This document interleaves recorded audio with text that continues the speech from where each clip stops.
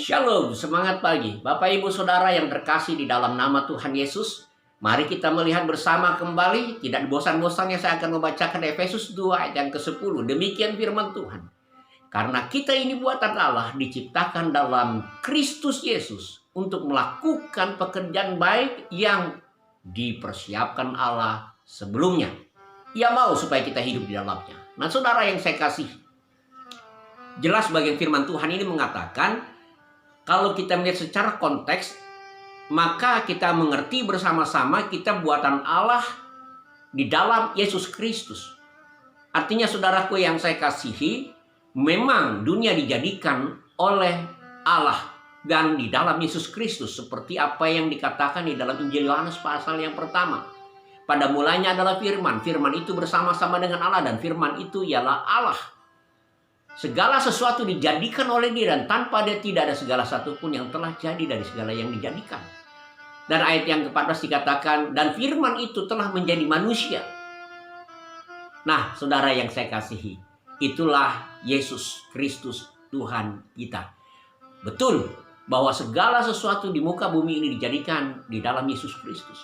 Karena itu saudaraku yang saya kasih di dalam nama Tuhan Yesus Kristus, sudah saatnya kita mengenal Allah yang kita sembah, yang kita kenal. Bagaimana mungkin kita mengenal yang tidak pernah kita kenal?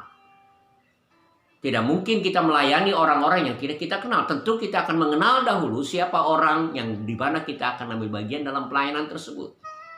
Jangan-jangan kita salah ambil dalam pelayanan kita. Tetapi saudara yang saya kasihi, mari kita mengenal.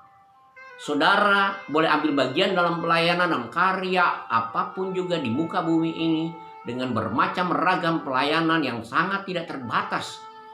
Maka sesungguhnya saudara dan saya, kita sekalian, kita mengenal siapa Tuhan yang menjadikan segala sesuatu itu, yang sesungguhnya mendorong kita dalam pelayanan yang terus bertambah dari hari ke hari, dari tahun ke tahun dan seterusnya. Nah, mari saudaraku, saya mengajak kita bersama-sama, menyadari bersama-sama, bersyukur kepada Tuhan, bahwa pada akhirnya kita melayani Tuhan yang kita kenal. Dan bersyukur kita boleh mengenal Allah yang menjadikan segala sesuatu itu di dalam Yesus Kristus. Karena memang Dia sudah datang ke dalam dunia untuk menebus dosa saudara dan saya, supaya di mana Ia berada, kita pun boleh berada bersama-sama dengan Dia, yaitu mereka yang percaya di dalam namanya. Saudara tidak meraba-raba seperti orang-orang buta yang memegang gajah.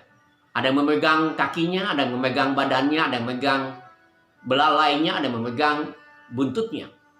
Dan yang memegang kakinya berkata bahwa Allah itu mungkin seperti tiang besar yang menyanggah yang luar biasa. Yang memegang badannya dan meraba-raba badannya, dan mereka berkata bahwa Tuhan itu seperti tembok yang besar. Tidak, yang lain menjawab, Tuhan itu seperti pipa yang besar sekali. Ya, seperti pipa pada pemadam kebakaran. Tetapi yang lain ketika ia memegang ekornya, maka ia berkata, tidak, Allah itu seperti pecut, tali yang digunakan untuk memacu kuda. Tetapi saudara yang saya kasihi di dalam nama Tuhan Yesus Kristus, kita sangat bersyukur kepada Tuhan. Akhirnya mata rohani kita boleh melihat satu hal yang benar, bahwa sesungguhnya Ia datang supaya kita dapat melihat Allah yang sebenarnya dan manusia yang diciptakan sebagaimana Dia maksudkan dalam hidup kita ada di dalam Kristus Yesus.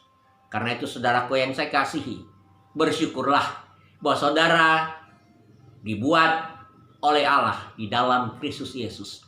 Kita boleh mengenal Tuhan kita, majikan kita, yang menjadikan kita, yang membuat kita, supaya pada akhirnya kita sungguh-sungguh bisa mematuhi, bisa taat, merendahkan diri dan memuliakan namanya dengan benar. Karena saudara dan saya, kita sudah mengenal Dia sebagai yang berkuasa atas kita. Semangat pagi, semangat beraktivitas. Tuhan Yesus memberkati.